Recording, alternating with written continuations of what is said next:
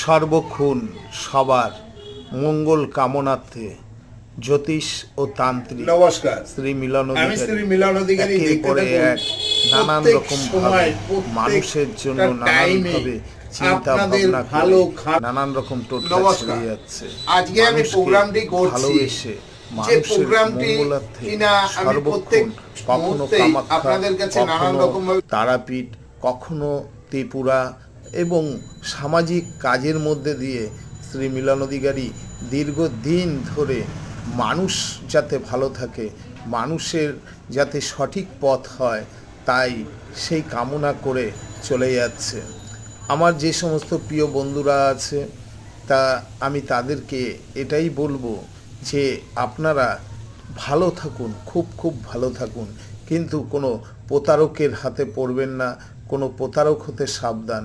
সবাই কষ্ট